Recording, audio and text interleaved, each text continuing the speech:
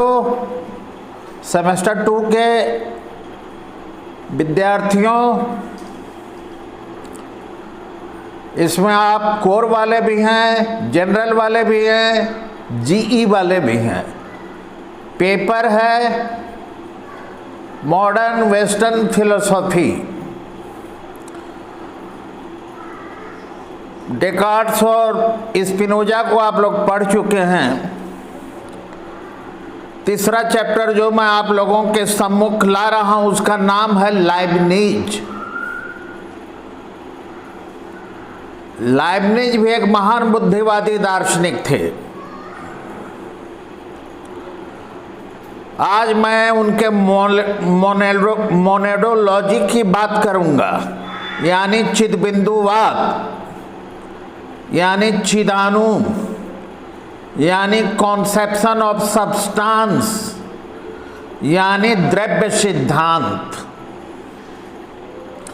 डेकार्ट्स ने द्रव्य कुछ माना, स्पिनोजा ने द्रव्य मात्र एक माना, ईश्वर द्रव्य। लाइबनिज ने अनेक द्रव्यों को माना।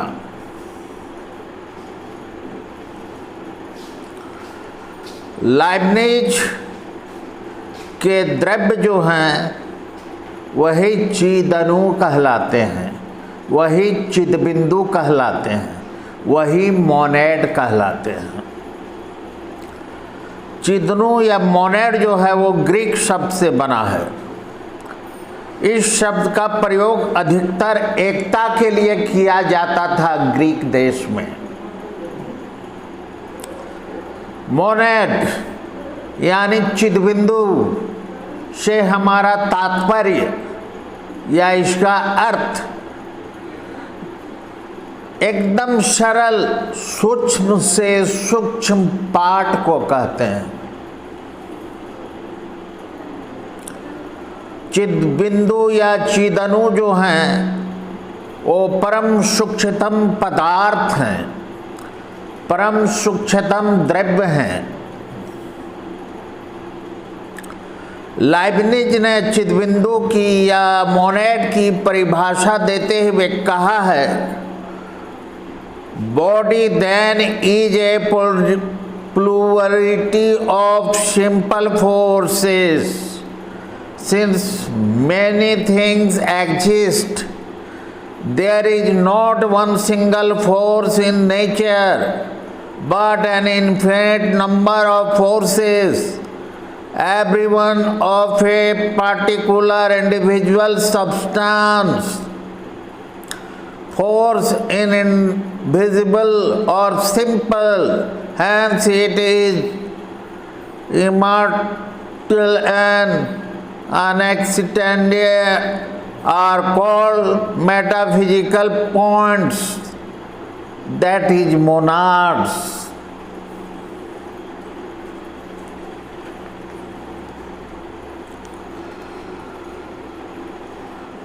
तो लाइबनिज का जो मोनाड है वो द्रव्य ही मोनाड है। लाइबनिज ने द्रव्य की परिभाषा देते हुए क्या कहा, द्रव्य वह है जिसकी अपनी स्वतंत्र सत्ता हो न होकर, डेकार्ट ने क्या कहा, जिसकी अपनी स्वतंत्र सत्ता हो। स्पिनोजा ने क्या कहा, जिसकी अपनी स्वतंत्र सत्ता हो। लेकिन लाइबनिज ने द्रव्य के बारे क्या कहा बताइए तो, द्रव्य वह है जिसकी स्वतंत्र सत्ता न होकर यह होनी चाहिए कि द्रव्य वह है जिसकी स्वतंत्र शक्ति हो। सत्ता और शक्ति में फर्क है, फिर भी शक्ति को हम कुछ देर के लिए सत्ता मानेंगे। लाइबनिज ने अपने द्रव्य का नामकरण क्या किया, मोनेड। क्या किया, चिदबिंदु। क्या किया, चिदनु।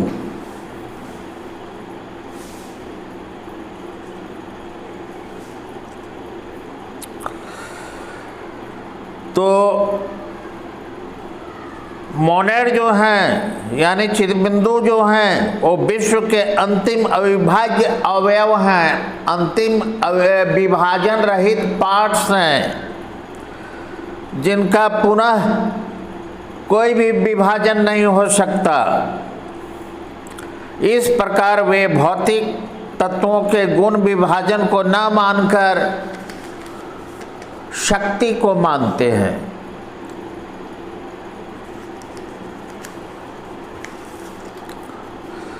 अब आप पूछिएगा चिदबिंदु का क्या है स्वरूप, तो पहला तो है मोनेड्स आर मैनी, चिदबिंदु अनेक हैं। चिदबिंदु असंख्य होते हैं, वो एक नहीं होते हैं। और प्रत्येक चिदबिंदु जो है अपने आप में एटर्नल है, अपने आप में पूर्ण है, अपने आप में शाश्वत है और अपने आप में कंप्लीट है, क्योंकि प्रत्येक में संपूर्ण ब्रह्मांड निहित है और इसमें भूत, वर्तमान, भविष्य की सभी घटनाएं अवस्थित हैं। चिदबिंदु इस तरह सरल, अविभाज्य, नित्य, निरपेक्ष, स्वतंत्र, अनादि एवं अनंत है। तो चिदबिंदु का ये हुआ स्वरूप।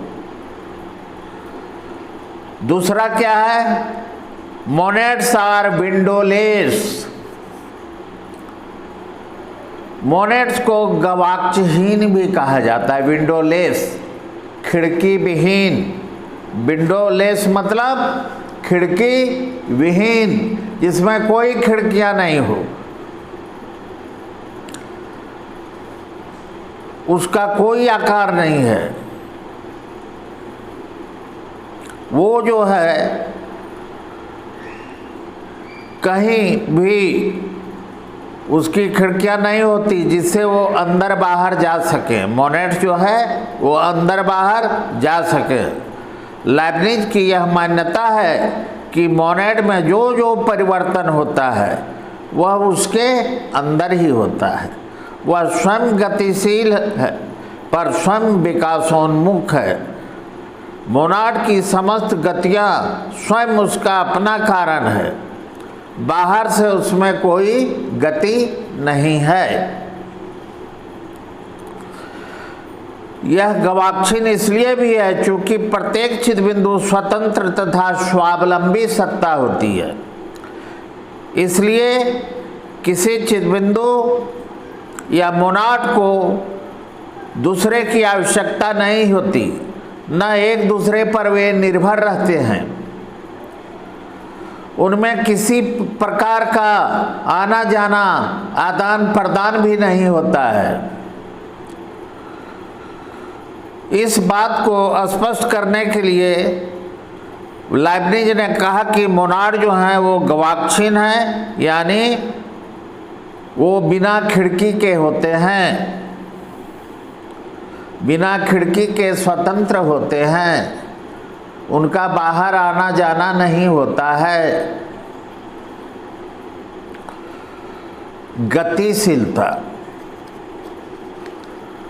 मोनेड जो हैं वो गतिशील हैं। लाइब्निज जहाँ एक और मानते हैं कि मोनेड गवाक्षीण हैं, वहीं वो ये भी कहते हैं कि वे गतिशील भी होते हैं। वे बाहर से प्रभावित नहीं होते, न ही किसी को प्रभावित करते हैं। मोनाड जगत को प्रतिबिंबित करता है। मोनाड की गवाक्षीणता ने प्रयास की क्रिया जुड़ी हुई है, जिसके कारण मोनाड अपने स्वभाव से विकासोन्मुख और सक्रिय होता है। जगत को प्रतिबिंबित करने के कारण मोनाड की प्रत्यक्षीकरण की क्रिया भी होती है।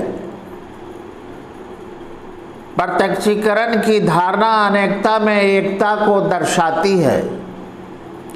प्रत्येक मोनाड में जो होता है वह अन्य मोनाड में भी होता है, क्योंकि प्रत्येक अपनी प्रकृति को अभिव्यक्त करता है, किंतु सभी की प्रकृति एक ही है।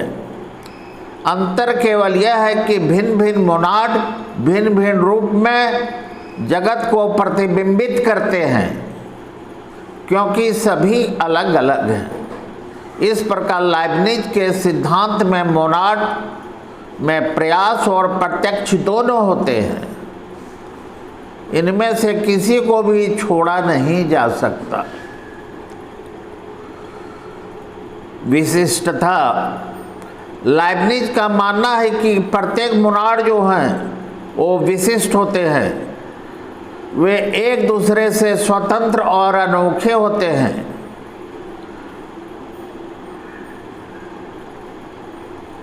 निरंतरता का सिद्धांत, लॉ ऑफ कंटिन्यूटी, लाइब्निज के दर्शन में प्रत्यक्षीकरण को चेतना के व्यापक अर्थ में प्रयोग किया गया है।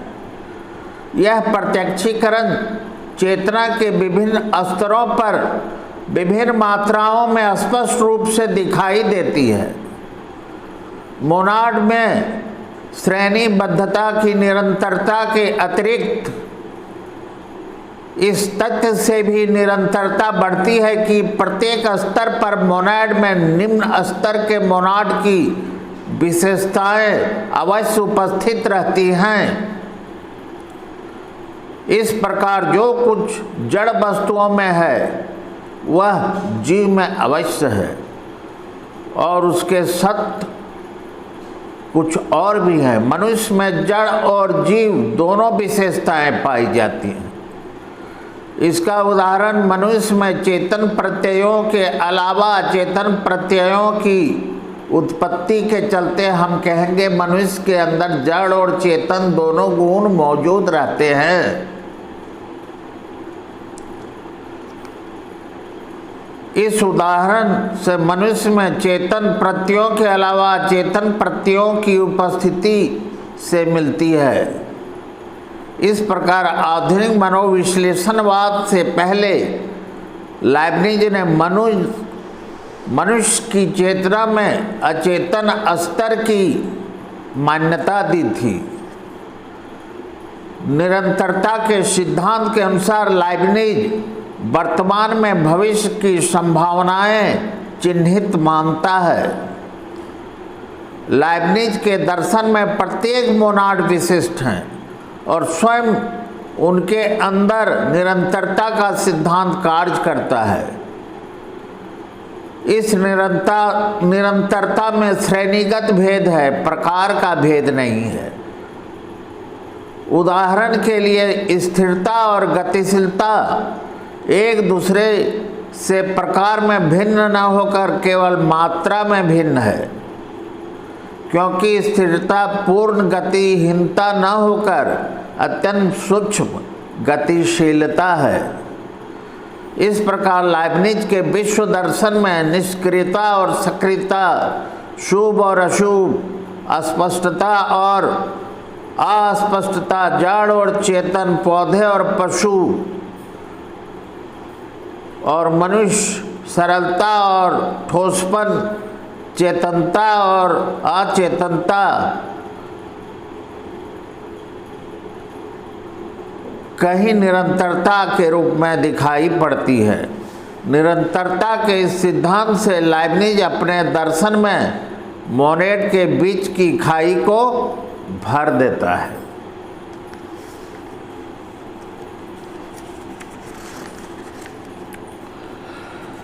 तो मोनेड के बारे एक बात और कहूँगा, भारतीय दर्शन से ये समकक्ष रहता है। लाइब्निज को कभी कभी लोग कहते हैं वो यूरोप में क्यों पैदा हो गए, वो भारत में उनको पैदा होना चाहिए, क्योंकि वो भारतीय दर्शन की ही मूलभूत बातों को यूरोपियन शैली में व्यक्त करते हैं। अब नेक्स्ट जो उन मोनेड के स्वरूप के बारे जो मैं नेक्स्ट पॉइंट पर आ रहा हूँ, वो भारतीय वेद के समकक्ष आपको ले जाएंगे हम। नेक्स्ट पॉइंट है monads are found in a continuous series.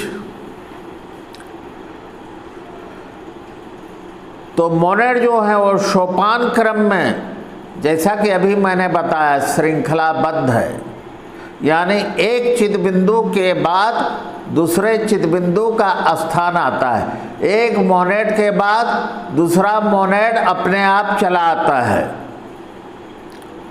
चूंकि चित बिंदुओं में मात्रा में विकास होता है, इसलिए उनकी निम्नलिखित श्रेणियां हैं। A B C D E 5 श्रेणियां हैं, और यहाँ मैं वेद से रिलेटेड कर दूंगा लाइब्निज के मोनेडोलॉजी को। ये जो पहली श्रेणी है, सबसे नीचे क्या होता है? जड़ या निर्जीव वस्तुओं की श्रेणी, जो चिदबिंदुओं के प्रथम श्रेणी में आते हैं। ये मोनेड्स का प्रथम श्रेणी है। इसमें जड़ या निर्जीव वस्तु आते हैं। इसकी चेतना सोई हुई रहती है। उपनिषद में इसे अन्नमय कोश कहा जाता है। उपनिषद में इसे क्या कहा जाता है? अन्नमय कोश। बी, इसके ऊपर अचेतन मोनेड है, अचेतन चिदनु है, अचेतन चिदबिंदु है, जिसे वनस्पति जगत कहा जाता है, जिसे पेड़ पौधों प्लांट का वर्ल्ड कहा जाता है। इस स्तर में वो जो जड़ता होती है, भौतिकता होती है, वो थोड़ी सी कम जाती है, पर चेतना पूरी तरह से नहीं आती। इसमें स्वप्न की तरह चेतना स्थिर रहती है। उपनिषद में से प्राणमय कोश कहा जाता है। क्या कहा जाता है? प्राणमय कोश। अचेतन एवं उपचेतन चिदबिंदु को लाइब्निज ने सरल तथा नग्न, सिंपल और नेकेड मोनाड्स भी कहा है। अब आइए सी, तृतीय श्रेणी, चिदबिंदुओं की तृतीय श्रेणी। तृतीय श्रेणी में चेतन चिदबिंदु आते हैं, जिसे हम पशु जगत कहते हैं, पशु पक्षियों का जगत। इसमें चेतना तो जागृत रहती है, सोई नहीं रहती है। यह स्तर स्पष्ट संवेदना तथा छिन्न ज्ञान का है। यह सहज मूल प्रवृत्ति या इंस्टिंक्ट, INSTINCT, इंस्टिंक्ट का स्तर है। उपनिषद में इसे मनोमय कोश कहा गया है। उपनिषद में इसे मनोमय कोश कहा गया है। यहाँ चिदबिंदु को जीव हम कह सकते हैं। चौथी जो श्रेणी है चिदबिंदुओं या मोनेड्स की, वो स्वचेतन या आत्मचेतन की श्रेणी है। उपनिषद में इसे विज्ञानमय कोश कहा गया है। और जो अंतिम जो श्रेणी है, उसमें केवल एक ही चिदबिंदु होता है, वह है परम चिदबिंदु, वह है हाईएस्ट मोनेड। मोनेड्स नहीं, मोनेड, HIGEST, हाईएस्ट मोनेड, MONAD, मोनेड, परम चिदबिंदु, परम चीदणु, इसी को हम ईश्वर भी कहते हैं।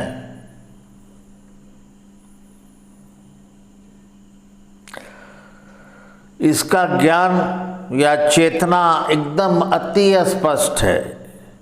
यह दिव्य जगत एवं पुरुषोत्तम का स्तर है। उपनिषद में इसी स्तर को आनंदमय कोश कहा गया है। उसी क्या कहा गया है? आनंदमय कोश।